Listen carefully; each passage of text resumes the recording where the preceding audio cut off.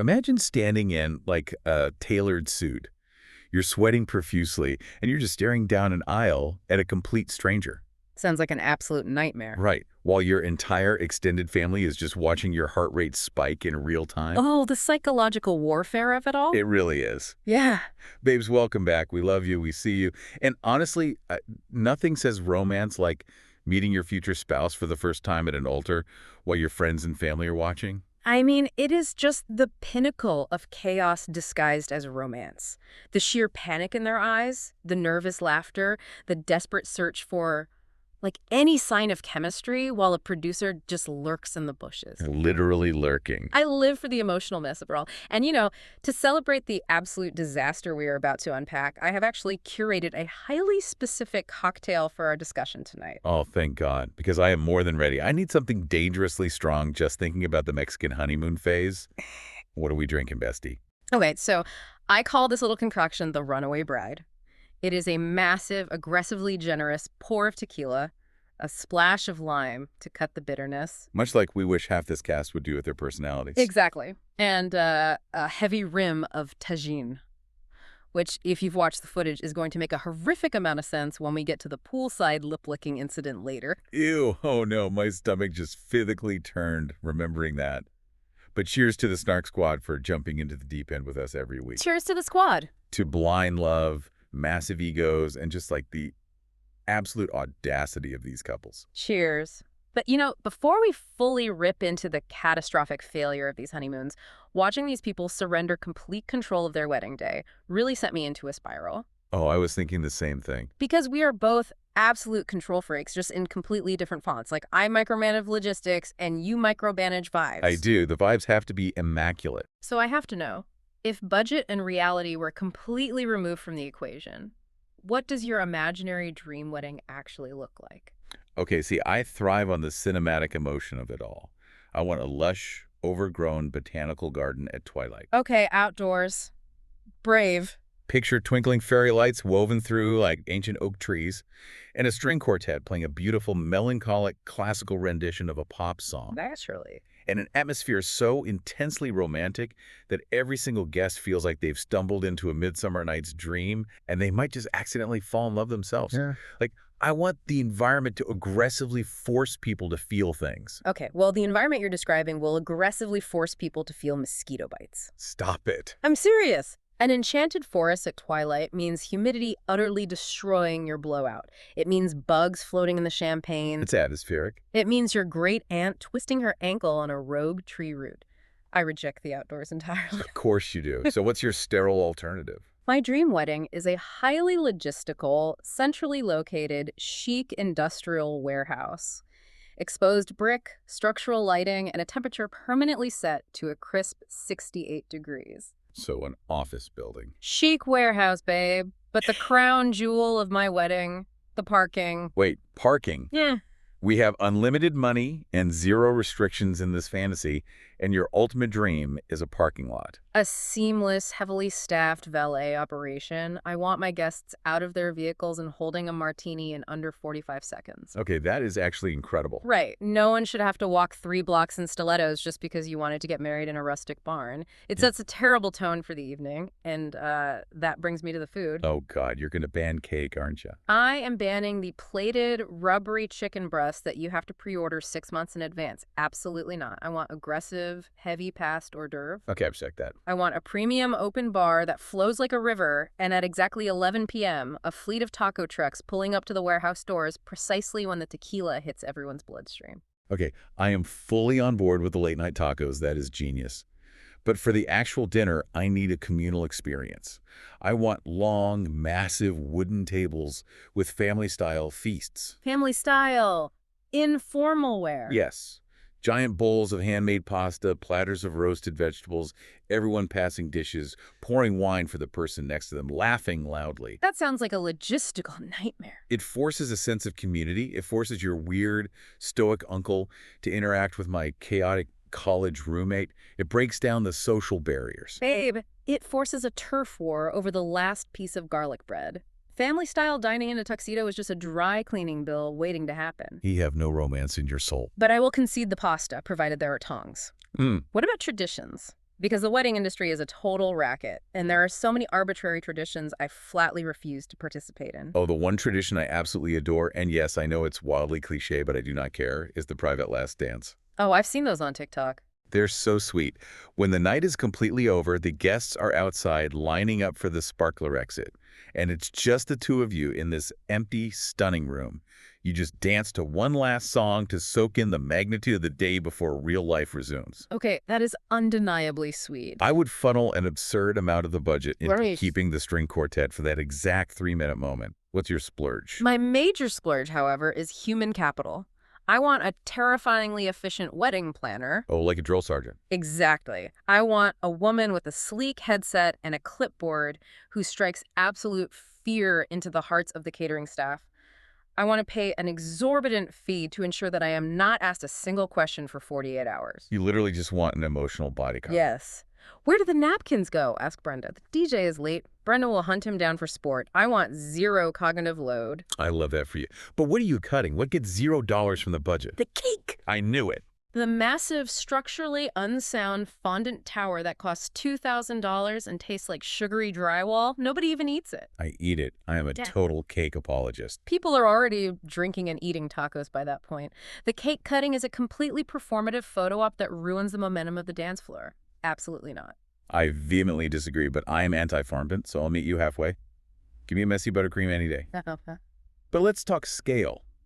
Massive celebration of love, or tiny and intimate. Extremely intimate. Like, if I haven't actively chosen to text you in the last 6 months, you do not get to watch me pledge my eternal soul to another human being. 50 people max. See, I want the massive party. I want the energy of 150 people projecting love and celebration at us. That sounds exhausting. But honestly, hearing your ironclad logistics makes me wonder, since you have this plan to a molecular level, what happens when it breaks? Yeah. What is the absolute funniest disaster that could strike your industrial warehouse? Oh, that's easy. An absolute failure of the HVAC system. Oh my God, the sweating. If that warehouse hits 75 degrees, I am throwing the bouquet into the trash and calling an Uber. I would simply shut the event down. What about your enchanted forest? If it rained. Yeah, what if a torrential downpour completely washes out the string quartet and your family-style pasta arrives frozen solid? Honestly, I would probably hide in a tent and cry for exactly 4 minutes to process the emotion. A very specific timeline. But after that, we adapt. We take off our shoes, we connect someone's iPhone to a Bluetooth speaker, we order 100 pizzas, and we dance in the rain. Wow. The entire point is the resilience of the relationship. It's a massive metaphor for marriage. Things break, and you figure it out together. You see, you adapt through emotional flexibility and optimism. I adapt by checking the force majeure clause in the catering contract and preparing a lawsuit. We really are two sides of the same coin, Bessie. They truly are. But this fantasy of the perfect, flawless day is exactly what these reality show couples are crashing headfirst into right now. Because once the wedding high wears off, the honeymoon begins. And a honeymoon with a stranger isn't a vacation. It is a prolonged, high-stakes, inescapable first date. Oh, it is the ultimate collision of first date fantasy versus grim reality. We all have this heavily romanticized script in our heads of what getting to know a new partner should look like. Oh, totally. Like the classic trope of the romantic beach picnic. Yes, in your head, you're wearing linen, the sun is setting, you're like playfully feeding each other grapes. Right, and the actual physical reality of a beach picnic is that you are sitting on an uneven towel, the wind is aggressively whipping sand directly into your egg salad sandwich. So crunchy. You can't hear a single word the other person is saying over the surf, and you are being systematically eaten alive by sand fleas while pretending to have fun. Exactly, or the fantasy of the upscale 5-star candlelight dinner. You think it's going to be this intense, seductive exchange of deep thoughts. And then the breadbasket arrives. And then the reality is the excruciating, dead air, awkward silence. Yeah. You've already burned through the basic, how many siblings do you have questioned in the Uber ride over? Oh, the dead air is fatal. So you just sit there aggressively chewing on a piece of sourdough for 6 minutes. Yeah.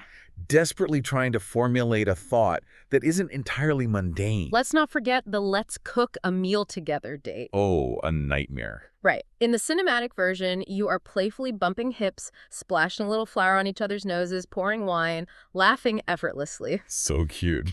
In reality, it is a high-stress evaluation of their basic life skills.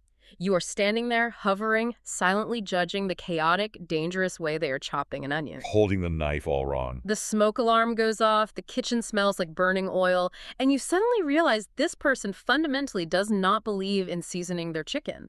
The fantasy shatters instantly. Yes, because it's not the grand cinematic gestures that actually tell you who a person is.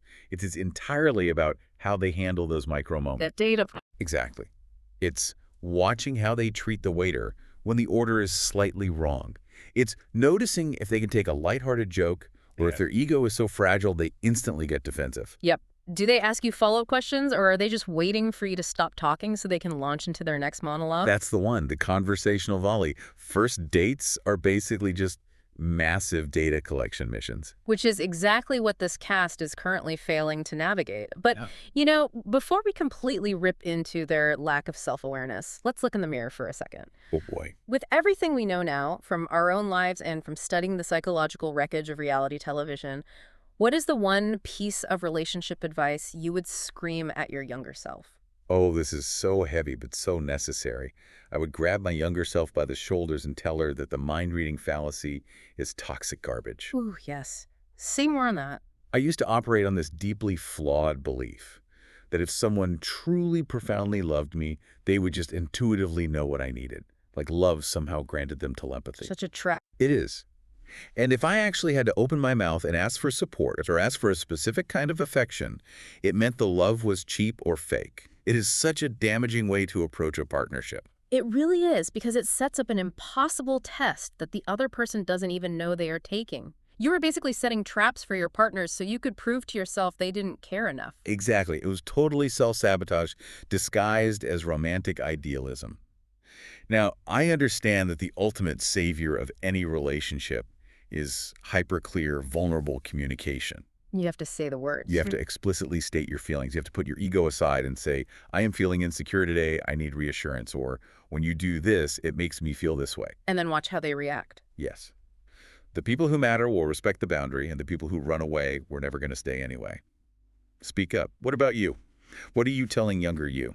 I would tell younger me to stop treating neon red flags like they are fun, eccentric personality quirks just because the person holding them is highly attractive or charming. Oh, the halo effect. The halo effect is a real psychological phenomenon where we assume good-looking people have inherently good character, and babe, it is a trap.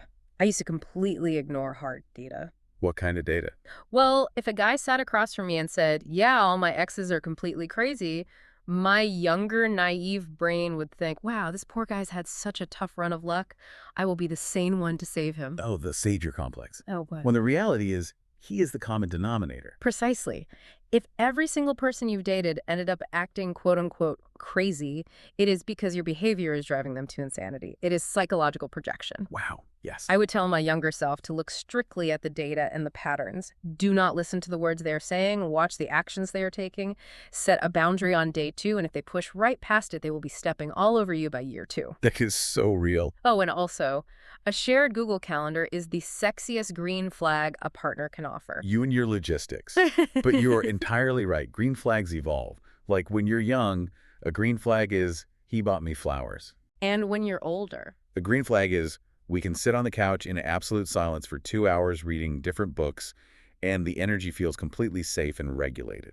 A regulated nervous system is the ultimate goal. But babes, enough about our own imaginary weddings and relationship advice.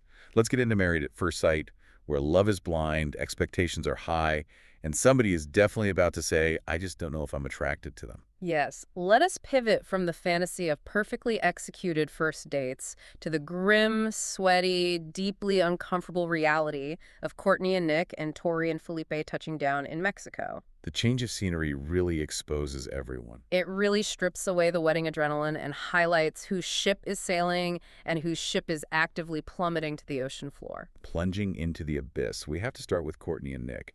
I am genuinely distressed by what we are witnessing here.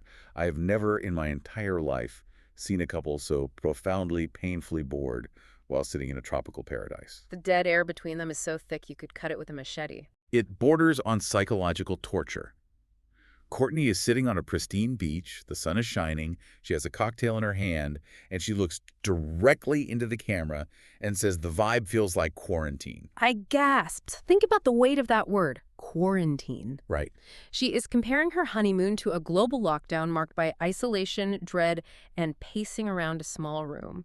That is the most damning insult you could possibly hurl at a romantic getaway. She is so starved for stimulation that she actually contemplates pushing him into the pool just to see if his central nervous system still responds to shock. Because he is giving her absolutely nothing. There is no conversational volley. It is just this flat, monotone, vacant energy. But what is truly terrifying is the cognitive dissonance between what is actually happening and what Nick is telling the producers. Oh my God, the solo interviews. He sits down for his confessional interviews alone with the camera, and he entirely transforms. He puts on this huge smile and says, "We're having a ton of fun. Everything is amazing. She is amazing. We are clicking." And then the producer cuts back to the raw footage, and they are staring at the horizon in complete, agonizing silence for 10 solid minutes. Make it make sense. The math is not mathing. He is either completely delusional and cannot read the room, or he is highly aware of the cameras and is manufacturing a narrative to save face. And I firmly believe it is the latter. Oh, absolutely. Let's examine the morning routine, because this is where the friction of living with a stranger really grinds you down. They wake up. Courtney notes that Nick has essentially exploded his suitcase across the room. A total mess. There's a shirt on a lamp, pants on the floor, socks in random corners. He's treating the space like a teenager's bedroom. And then the ultimate test to the coffee maker. The weaponized incompetence of the coffee maker. I nearly threw my remote at the television. He walks up to a standard, incredibly basic pod coffee machine. He looks at it like it is an alien artifact. And instead of using problem-solving skills, reading the buttons, or laughing and saying, "Hey, let's figure this out together," he just completely shuts down. He gives up instantly. And what happens? Courtney has to step in, take over, and operate the machine for him. This is a man who previously claimed to be a quote-unquote handyman. He supposedly builds things, yet he is bested by a Keurig. It is maddening because you can see the exact moment the attraction dies in Courtney's eyes. Yeah. Like, she is looking at him, and you know her internal monologue is screaming, "Is this my future? Am I going to be mothering this grown man, picking up his stray socks, and brewing his coffee for the next 50 years? Yep, the spark just extinguished. But the tragic flaw here is that she doesn't communicate it. She doesn't say, "Hey, can you pick up your clothes or figure the coffee out yourself? I'm on vacation." She just swallows the frustration, internalizes it, and the resentment builds this massive wall between them. She is conflict avoidant, and he is a chameleon. Let's look at Nick's psychological profile, because the Snark Squad did some digging into his background, and his reality TV history explains everything. Please explain it to me, because I am lost. Well, Nick casually mentions on the beach that he did some drama in middle school. His teachers told him he was the next Jim Carrey, and he always wanted to be an entertainer.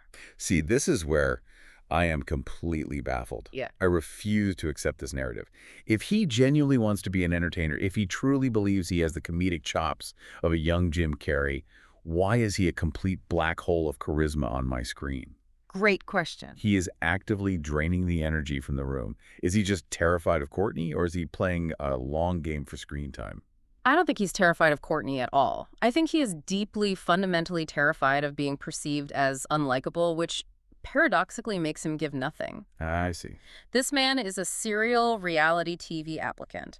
We are talking about appearances on shows like The Circle and Perfect Match. He understands the reality TV industrial complex. He knows that if he just smiles, says everything is great, and avoids conflict, he won't get a villain edit. But he's boring. Right, because he doesn't actually know how to build genuine intimacy without a script or a game mechanic. When the camera is on him for a solo interview, he hits his marks. When he has to actually sit with a woman and ask about her hopes and fears, the system crashes. It feels predatory. Not in a dangerous way, but in a clout-chasing way. It's giving scammer energy. My heart breaks for Courtney because she genuinely walked down that aisle looking for a partner. She really did. She thought he was gorgeous and kind, and now she is trapped in a sensory deprivation tank with a guy who just wants an Instagram sponsorship for teeth whitener. Speaking of sensory overload, though, we have to pivot from the dead air of Nick to the absolute avalanche of trauma dumping that is Tori and Felipe. Felipe is a walking, breathing siren. Okay, I have to confess, I fell for the trap initially. You did. I did. When they woke up on the first morning, I swooned. Their physical chemistry is off the charts. The way they were cuddling, the natural touch barrier being completely broken, they looked so incredibly comfortable and intertwined. Visually, sure, they look great. You see that physical magnetic pull and you think, okay, maybe the experts actually nailed this one. But then they get to dinner and they start talking.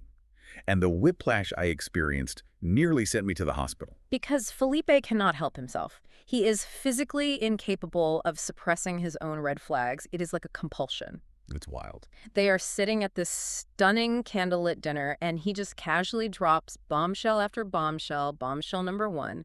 He leans back and casually mentions he has a slight fear of commitment. A slight fear.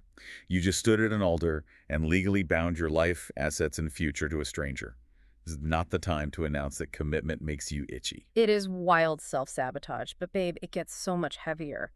Tori, who has been very open about the fact that she is a devout Christian, decides to probe his spiritual beliefs. That she should. For her, faith is the foundation of her life. She prays, she relies on God, she asks Felipe where he stands. He tells her he grew up Catholic but is now a staunch atheist. And you can see the panic flash in Tori's eyes.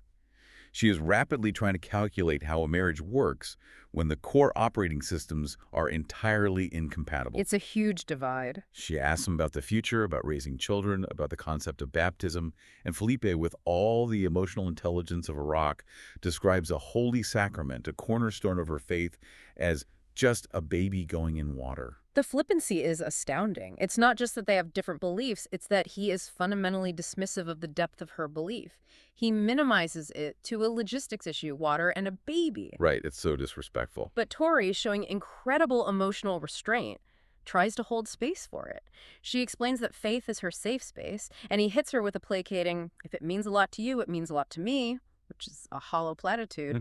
But we haven't even reached the summit of this disaster yet. Because then the conversation turns to infidelity, and Felipe decides it is time to absolve his sins by trauma dumping on his new wife. Brace yourself. Tori opens up and shares this deeply chaotic story about being cheated on in her past.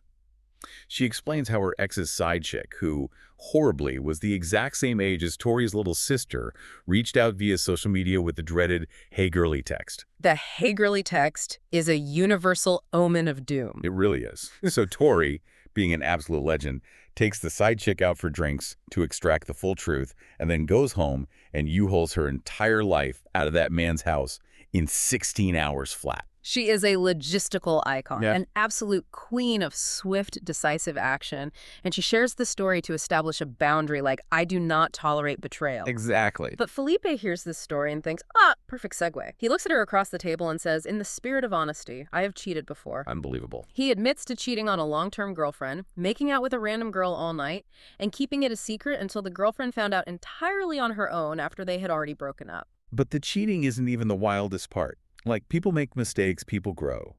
But the excuse he gives is the most unhinged, manipulative psychological gymnastics I have ever witnessed on television. It broke my brain. Felipe looks her dead in the eye and says he felt so guilty about the cheating that his brain literally forgot it happened. He claims he blocked it from his memory due to the immense shame, and he only remembered the affair when his ex eventually confronted him with the evidence. I had to pause the television and pace the room. This is weaponized cognitive dissonance. This is narcissistic self-preservation at its finest. How do you forget? How do you forget a double life? You don't. You actively suppress the information because acknowledging it destroys your self-image of being a good guy.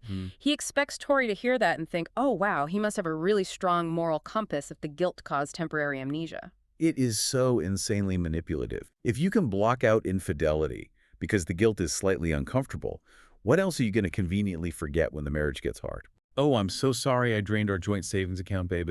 My brain just blocked the trauma of the bank transfer. You cannot build a foundation of trust with someone who claims their brain selectively deletes their own bad behavior. Exactly. And Tori sees the hole in the logic. She asks him a very direct, incredibly smart question. Do you think it is difficult to be monogamous and loyal at this point in your life? And what does he say? He pauses. He actually stops to think about it and replies, I want to say no, but I don't really know because I've never been in a committed relationship like this before. I would have stood up, thrown my napkin on the candle, and called a cab to the airport. You don't know if you can be monogamous. You are legally married. He is laying the groundwork for a future excuse. The math is not mathing. He later claims that in his heart he knows he won't cheat because he is so all in. But his words are actively betraying his intentions. It is negative 100 for trust. Tori is in profound emotional danger. Total danger. Okay, let's take a deep breath to regulate our own nervous systems and move from the couples with blaring radioactive red flags to the couples who are merely struggling with pacing, boundaries, and the absolute suffocating dread of the friend zone. Oh, yes. We need to talk about the anxious avoidant trap that is Caitlin and Devin. Ah, yes. The classic dynamic of the golden retriever and the black cat. It is a tale as old as time, but watching it play out in a confined hotel room in Mexico is incredibly stressful. Devin is the textbook definition of the golden retriever boyfriend, but it is entirely unregulated. He states that his love language is physical touch, which is fine, but it manifests as profound clinginess. Profound. He wants to constantly cater to his partner. He constantly needs to be praised. He needs verbal validation every 10 minutes. He's a puppy who wants to lay directly on top of your feet while you're trying to cook dinner. And Caitlin is the ultimate black cat. She explicitly states that she fiercely protects her personal space. She likes a very slow emotional burn. Which is fair. She admits she usually dates emotionally unavailable men, so a nice guy who is suddenly obsessed with her is deeply jarring to her nervous system. But regardless of her past, she still has a fundamental need for alone time to decompress and regulate. Which perfectly sets the stage for the gym incident. The timeline of this morning is both hilarious and completely tragic. Oh, walk me through it. The night before, they mutually agree to wake up at 8 a.m. to go to the resort gym together. Devin, knowing he is a heavy sleeper, literally tells Caitlin to kick him to wake him up. Okay, a clear plan. 8 a.m. rolls around. Caitlin wakes up, looks at the deeply sleeping golden retriever, processes the amount of emotional energy it will take to interact with them, decides she absolutely does not want to deal with it, and sneaks out of the room to go to the gym entirely alone. Devin wakes up at 8:30 a.m. He rolls over, realizes the bed is empty, and immediately spirals into a full-blown existential crisis. He loses it. He starts pacing the room, talking to the cameras about how he just wants to feel wanted and how he needs reciprocation and how her leaving without him is a massive rejection of his effort. Here is where I am torn. Part of me thinks, Caitlin, you made a plan. If you make a plan with your husband, you tap him on the shoulder and say, hey, I'm going. Exactly. But the other part of me deeply relates to her avoidant panic. Sometimes you wake up, realize you have to spend the next 14 hours being perceived by a stranger, and you just desperately want to listen to a true crime show on the elliptical machine without a man asking you how many sets you have left. Look, I will validate Devin slightly here, purely from a logistical standpoint. If you set a verbal contract for an 8 a.m. shared activity, you honor the schedule. Fair. If Caitlin woke up and realized her social battery was dead, she had an obligation to communicate that. She could have easily shaken him awake and said, hey, my anxiety is spiking. I need to go work out solo to clear my head. I'll see you at breakfast. Clear communication prevents the other person's anxiety from spiraling. However, Devin's reaction is entirely disproportionate to the offense. He takes a minor scheduling miscommunication and immediately internalizes it as a fundamental rejection of his worth as a partner, and it bleeds into the rest of the day. It totally ruined the day. Later, when Caitlin is sitting on the bed simply trying to braid her hair, Devin is hovering. He is literally standing inches over her shoulder, intensely watching her, asking if she needs help, asking if she needs water, asking if she's okay. Back away. Give the black cat some oxygen before she feels trapped and claws your eyes out. It is so suffocating. He thinks he is being attentive and romantic, but he is actually being incredibly demanding. He's demanding her energy, her attention, and her constant reassurance under the guise of catering to her needs. That's exhausting. It's exhausting to watch, and you can see Caitlin physically shrinking away from it. It is anxious attachment meeting avoidant attachment, and without a mediator, they are going to trigger each other into oblivion. Speaking of confusing attachments, let's check in on Belle, or Belle Jolie, and Mecca, or, as they insist on calling each other, twin. Oh, the friend zone. It is so remarkably deep that they are going to need excavation equipment to dig themselves out. Seriously. I genuinely lament the lack of romance here because, aesthetically, they are top tier. When they stepped out onto that catamaran in their matching vibrant lime green outfits, I was obsessed. The visual coordination was stunning. But the energetic frequency is entirely off. Mecca is actively referring to his new wife as his twin.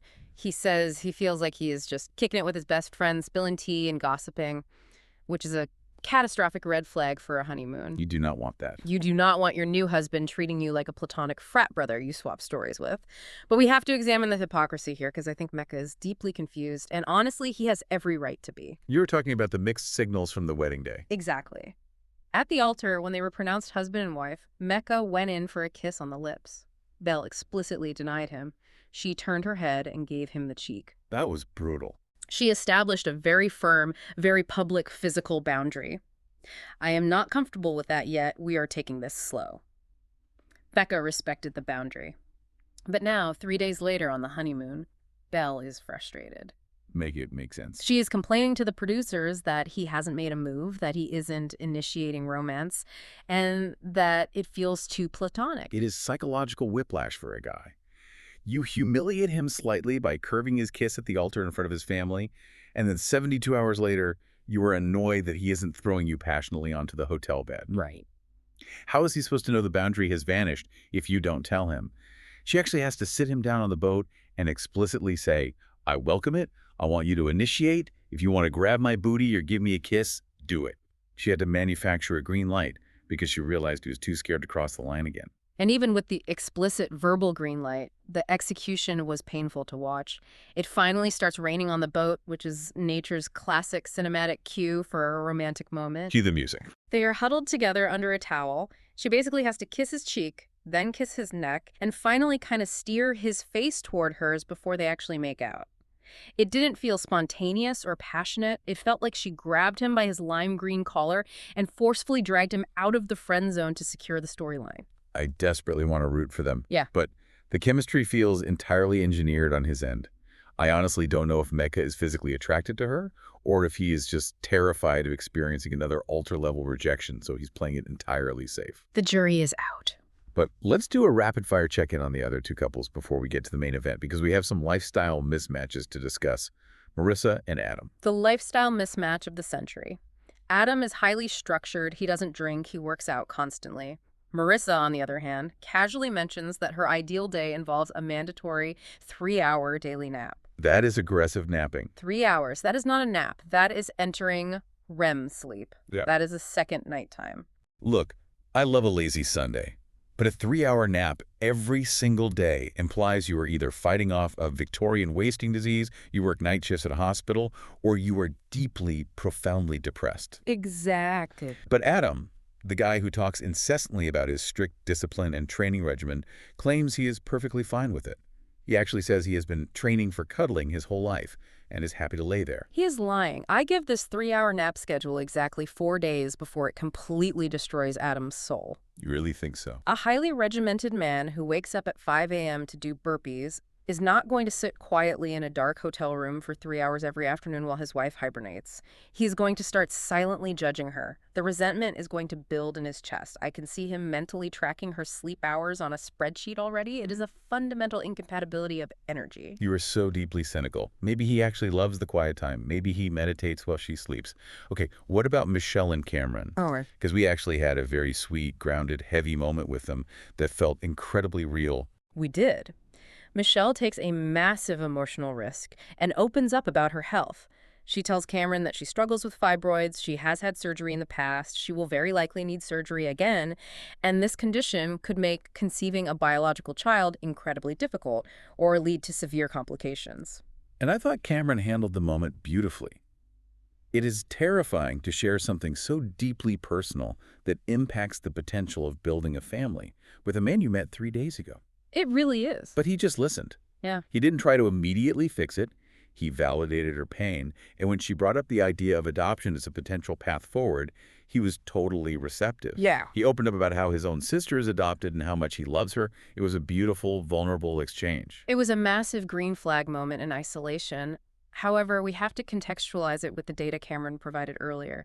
He admitted very clearly that he despises confrontation. He avoids heavy emotional conversations because they make his nervous system spike. So while he handled a hypothetical conversation about the future very well, my analytical brain worries about what happens when they hit a real present-day disagreement. If his default setting is to shut down and retreat to avoid conflict, Michelle is going to be left managing the entirety of the emotional heavy lifting in that marriage. That is a very fair point. If you can't navigate the small conflicts, the big ones will crush you. Which brings us, inevitably, to the final couple. Brace yourself, bestie, because we have to unpack the Nikki and Shawn spiral. We saved the most chaotic, structurally unsound, legally binding disaster for last. This wasn't just a pacing issue or a lifestyle mismatch. This was a complete and total communication breakdown. It was a masterclass in how to actively trigger another human being. Let's set the scene for the pool incident. They're hanging out by the water. Shawn decides he is comfortable enough to take his shirt off. He is confidently rocking the dad bod, flexing a little, asking for kisses, and literally licking tagine off his lip like he's auditioning for a sensual tequila commercial. I wanted to peel my skin off. And Nikki is sitting there, rigid, physically recoiling away from him. She then goes to the confessional camera and bluntly states that she is absolutely, fundamentally not physically attracted to him in any way. And she is utterly brutal about it when they recount their altar experience. Oh my God, that altar comment. Shawn, in a misguided attempt to be romantic and build connection, says, "When I saw you walk down the aisle, I saw a beautiful bride, a glowing young lady." And Nikki, who seems entirely unable to lie, but also entirely unwilling to be polite, looks at him and says, "When I walked out, I saw a gorgeous audience. I saw a gorgeous family." Gorgeous audience. I audibly gasped. I clutched my chest. I understand not wanting to force fake attraction, but was Nikki being unnecessarily cruel by placing the emphasis on the background extras at her own wedding? Or is Shawn completely at fault for entirely missing her very obvious physical cues and continuing to ask her to lick his lip? They are both failing spectacularly. Nikki is taking out her frustration over her lack of attraction by twisting the knife. You don't have to lie and call him a supermodel, but you also don't have to explicitly praise the visual appeal of his elderly aunt to avoid complimenting your husband. Fair. And Shawn? Shawn is completely blind to nonverbal communication. Her body language is a brick wall. She is stiff. She is not returning his flirty banter. She is leaning away. And instead of pulling back and giving her space, he just keeps pushing the intimacy, giving a kiss, "Come here, lick my lip." It's desperate, it's needy, and it forces her to pull away even harder to protect her space. It is the exact opposite of seduction. But the poolside cringe was just the appetizer for the main event. The infamous diary cam fight behind closed doors. Yes, the my body, my choice filibuster. Nikki decides internally that she wants to wait at least 5 weeks, which is essentially the entire length of the reality TV experiment before introducing any kind of sexual intimacy. She wants to build a foundational friendship first, which, for the record, I defend fiercely. Wait. She has absolute autonomy over her body. If the attraction isn't there, she should not feel pressured by the show or her husband to perform intimacy. And theoretically, logically, Shawn agrees with her. When she brings it up, he tells her he is perfectly fine with waiting, he respects the timeline, but the conflict that detonates the room isn't about the sex itself. Not at all. The conflict is entirely about the announcement of the boundary.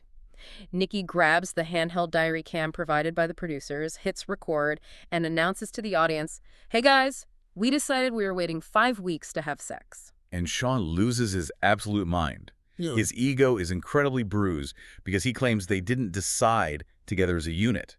She unilaterally decided, informed him, and then broadcasted it as a joint decision. He was so mad. He gets so worked up that he goes to the other husbands the next day and complains that Nikki spent an hour aggressively yelling "my body, my choice" at him in the hotel room. And in his rant to the other men, Shawn compares her autonomous decision regarding her physical body to, wait for it, buying a house, buying a car, or buying a towel. A towel. Mm-hmm. Did he really say a towel? He explicitly said a yellow towel versus a green towel. He equated his wife's sexual boundaries and physical agency with a mundane trip to a home goods store. Oh my. He tells the guys, "If we're making a decision about a house or a car or a towel, I want to be consulted. I want it to be a discussion." This man genuinely believes that because they signed a marriage license, her bodily autonomy is now a joint checking account that requires his signature to operate. That is so wildly inappropriate. I will defend Nikki's right to set the pace of physical intimacy until the end of time. In any relationship, the pace of sex is dictated by the person who wants to move the slowest. If she says, wait 5 weeks, you wait 5 weeks. You do not demand a board meeting to ratify the decision. Right. But, and it pains me to say this because Shawn is so wrong, the way Nikki communicates her boundaries is so combative and abrasive that it invites the fight. Right. Which brings us to the courtroom interrogation scene. the deposition, Shawn's absolute favorite method of communication. They are sitting down, trying to have a mature, deep conversation to bridge the gap. Nikki attempts to be vulnerable. She opens up about her past emotional growth. She really tried here. She says, I used to be super independent to a fault. I used to secretly judge my partners if they weren't tidy or didn't do things my way, instead of just communicating my needs. She is actively offering him a piece of her internal world. And how does Shawn respond to this vulnerability? Does he validate her? Does he say, wow, I really appreciate you sharing that. It must have been hard to realize that about yourself. No, he treats the conversation like a hostile deposition. Objection. Literally. He leans in and demands concrete, practical examples. He says, okay, but what exactly is the growth? Give me a specific historical example of the growth in action. And when Nikki understandably gets defensive and says she is just giving a broad generalization about her emotional state and doesn't want to recount the mundane specifics of her ex-boyfriend's cleaning habits, Shawn doubles down on the interrogation. He just won't stop. He crosses his arms and says, people often claim they grow, but there's no actual practical example to back it up. He is cross-examining his own wife. Nikki literally looks at him and says she feels like she is trapped in an academic lecture or a courtroom. It was so deeply, profoundly uncomfortable to watch. He's actively interviewing her to see if her emotional vulnerability meets his rigorous academic standards for truth. He is weaponizing debate tactics to maintain control of the conversation. It's exhausting. And then she gets defensive and they start arguing over petty semantics. I didn't ask you that. What I hear you saying is it was an exhausting cycle of toxic therapy speak. If I were Nikki, I would have walked directly into the ocean and swam home. They are completely, fundamentally mismatched. Nikki is nitpicky, cold, and abrasive because she doesn't physically like him, and Shawn is incredibly defensive, rigid, and interrogative because his ego is bruised and he can feel that she doesn't like him. It is a toxic feedback loop of passive aggression disguised as intellectual debate. They are both losing. Well, on that thoroughly depressing note, let's try to bring some structural order to this emotional chaos. It is time for our marriage scorecard. Get the red pens out. We are going to playfully, but honestly, brutally rate these couples on communication, chemistry, trust, effort, and long-term potential. Let's start with the silent sufferers, Courtney and Nick. This is incredibly easy. 0 for chemistry. They are physically occupying the same zip code, but emotionally they are on entirely different planets. Harsh, but true. 0 for communication. Courtney is complaining to the ocean and the producers instead of her husband, and Nick is giving a fake, chipper performance to the cameras instead of talking to his wife. Trust is a 5, but only because neither of them cares enough about the other to bother lying. Effort is a flat 0. Long-term potential. -50. I genuinely do not believe they will survive the flight back to the States. I agree completely. They're dead on arrival. Next up, Tori and Felipe, the trauma bonders. Chemistry. Yeah. Honestly, I have to give them 9. They have that fiery, undeniable gravitational pull toward each other.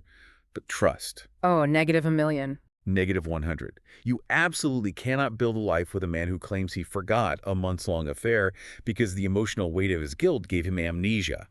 That is supervillain behavior. Effort is a 7 because they are at least willing to have incredibly deep, heavy conversations. But long-term potential is tanking rapidly. Between his deep-seated commitment issues and the massive, unresolvable religious divide, they are doomed. Agreed. The atheist versus devout Christian divide is a logistical nightmare when it comes to raising children and navigating core life values. Now let's score the courtroom drama, Nikki and Shawn. Chemistry is a hard, absolute 0. Nikki would literally rather kiss the sand fleas on the beach.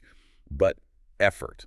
I actually have to give them a 10 for effort. Yeah. Shawn is really trying, albeit very badly, very awkwardly, and very aggressively. He is trying. He is bringing her coffee. He is initiating meditations. He is trying to force a spark. Communication is generous, too, because they are speaking entirely different languages. Long-term potential, 1. They're going to exhaust each other's central nervous systems within 2 weeks. Finally, the anxious avoidant trap. Caitlin and Devin. Chemistry is a solid 7. They look very cute together when they aren't triggering each other. Trust is high, an 8, because neither seems deceitful. But long-term potential is rapidly sinking because of the overwhelming clinginess. The hovering. Devin's effort is a 10, but it's the exact wrong kind of effort. It's suffocating, anxiety-driven effort. Caitlin's communication is a 4 because she would rather sneak out of a hotel room at dawn than set a clear morning boundary with her husband. Scorecard complete. Now, let's take those scores and put on our pretend therapist glasses. If these couples were sitting on our hypothetical velvet therapy couch right now, What is the diagnosis? Let's start with Nikki and Shawn. What is their fundamental issue, Doc? Their core issue is completely opposed communication styles, layered over a profound lack of physical attraction, creating a pressure cooker of resentment. Wow, spot on. The conversation they desperately need to have is a meta conversation about how they speak to each other. They need to figure out how to exchange information without it turning into a legal deposition or a high school debate club championship. What they're doing right is that they are actually attempting to unpack their pasts, which is brave. But the one thing they need to stop doing immediately, Shawn, you need to stop making weird 69 jokes and asking for physical intimacy when her body language is screaming absolutely not. You are making her feel unsafe. Yes. And Nikki, you need to stop acting like you are disgusted by breathing the same oxygen as him. It's mean and it's counterproductive. Their therapy homework assignment. They must have one 10-minute conversation where nobody is allowed to ask for a concrete example. You just listen to the other person's feelings, validate their emotional reality, and move on. No cross-examination, no demands for evidence. I love that. Okay, counseling room for Courtney and Nick. The biggest issue. The deafening dead air. They are quite literally boring each other to death. The conversation they need to have. Courtney needs to sit Nick down and explicitly tell him that she expects him to initiate a plan, fix a coffee maker, or just be a present, active participant in the marriage. She needs to demand that he drop the reality TV persona. And Nick needs to stop doing the everything is amazing, we're having so much fun act for the producers. We have the footage, Nick. We see you staring at a palm tree in deafening silence. We see it. Their homework assignment is simple. Nick has to initiate a conversation about a topic other than his Jim Carrey middle school dreams, and he has to sustain it for 5 consecutive minutes. Ask your wife a single meaningful question about her life, Nick. Yes. Perfect. Okay, let's transition into examining specific behaviors. We need to officially categorize the most chaotic moments of the week in a segment I call Flag It. Let's do it. I'm going to throw out a moment, and we decide if it's a green flag, a red flag, or if it is time to call the experts. I will start with the most obvious one. Felipe explaining that he completely forgot he cheated on his ex-girlfriend. Red flag, neon red, radioactive red. A red flag so large it could cover the entire resort. I will go off on this again because the psychological convenience of this amnesia is staggering. I did a bad thing, but I felt bad about it, so my brain deleted the file to protect my ego. That is the mindset of a man who takes absolutely zero accountability for his destructive actions until he is forced into a corner by external evidence. He didn't confess, he got caught. Tori needs to run, not walk, to the nearest exit. Totally. Unequivocally agree. Okay, what about Michelle opening up to Cameron about her fibroids, the past surgeries, and the potential fertility struggles? Green flag? Absolute massive green flag. I loved the raw vulnerability. It is so terrifying to share a medical history that impacts family planning with a man you just met. You don't know if they will run away. And Cameron's reaction, his openness to adoption, his ability to validate her fears without making the situation about his own anxiety was a beautiful green flag. They handled a very real, very heavy real-world issue with incredible grace. Okay, last one to categorize. Caitlin waking up early and sneaking off to the gym entirely alone, followed by Devin hovering over her shoulder while she attempts to braid her hair. This is a loud, blaring alarm. Time to call the experts. We need a professional intervention immediately because I'm deeply torn on who is more at fault. Is Caitlin too avoidant or is Devin too suffocating? It's a toxic combo. I think it is a toxic combination of both. If Caitlin needs space to regulate her nervous system, she has to use her big girl words. I am feeling overwhelmed. I am going to the gym alone. I will see you at breakfast at 9:30. Clear expectations lower anxiety. But Devin also desperately needs to learn how to self-soothe. You cannot rely on a stranger you met 3 days ago to regulate your emotions 24 hours a day. When your wife is braiding her hair, step back. Go read a book. Go look at the ocean. Stop hovering. He needs a hobby that isn't his wife. Call the experts, get them a mediator, teach them attachment theory. Which brings us to my absolute favorite thought experiment. Oh, producer hats on. If we were running this circus, if we were the producers pulling the strings behind the cameras, what twist are you injecting into this experiment to force these people to show their true colors? Ooh, okay, you go first. Oh, I know exactly what my producer intervention is. I am taking Nick, the man who claims to be this handy, entertaining, go-with-the-flow guy, and I am locking him in an incredibly difficult escape room with Courtney. Oh, my God. No producers, no hidden camera confessional interviews for him to hide behind. Just a ticking clock, a series of complex logical puzzles, and Courtney staring at him. I want to see if his brain actually functions under pressure, or if he just stands in the corner and waits for Courtney to solve the cipher exactly like she had to figure out the coffee maker. We will strip away the persona. That is psychologically diabolical, and I am obsessed with it. My producer challenge? I am taking Devin and Caitlin, and I am attaching them to each other with a 3-foot physical tether for 24 uninterrupted hours. A literal tether. They have to navigate every single activity, meal, and conversation within a 3-foot radius. I want to see exactly how many hours it takes before the avoidant black cat completely snaps and bites the anxious golden retriever. It would be high-stakes psychological warfare, but it would force them to actually address their spatial boundaries. Amazing. Pure chaos. Now, as a producer, which of these individuals are you pulling aside to offer a lucrative spin-off show? Because I think the answer is glaringly obvious. Oh, it is Felipe, without question. But not a show about Tori and Felipe navigating marriage. I want a gritty, Vanderpump Rules-style reality spin-off following Felipe's messy, chaotic life working in the restaurant industry in Seattle. Yes. I want cameras in the kitchen. I want interviews with the bartenders.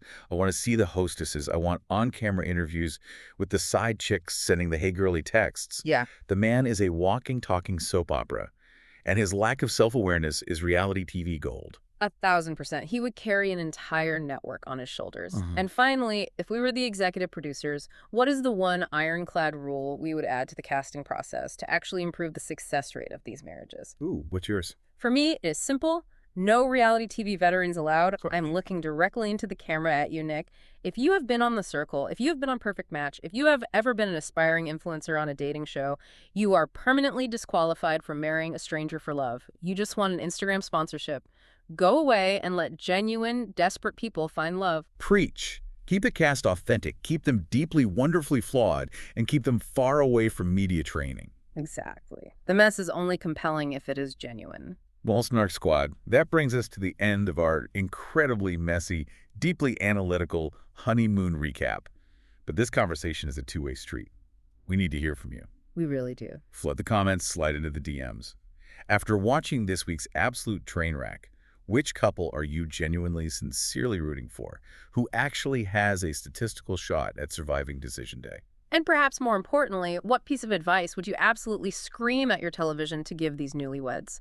Are you Team Nikki or Team Shawn regarding the diary cam communication breakdown? Let us know whose side you are on, and tell us in a sea of red flags what was the biggest green flag you spotted in this entire chaotic mess. Thank you so much for hanging out, for drinking with us, and for spiraling through the madness of modern dating. Don't forget to hit subscribe, leave us a glowing 5-star review to feed our egos, and share this conversation with another reality TV-loving babe in your life who needs to unpack the psychology of Felipe's amnesia. We appreciate you guys so much. You keep the snark and the standards alive. Stay hopeful, stay curious, and we'll see you on the snark side. And remember, when you are watching people try to navigate the murky, confusing, high-stakes waters of a brand new marriage, it is never going to be as clean and precise as an architectural blueprint. It is inherently messy, it is deeply unpredictable, and sometimes the picture gets so incredibly murky that you realize the person sitting across from you just conveniently forgot they were living a double life. Keep your eyes open and trust your gut.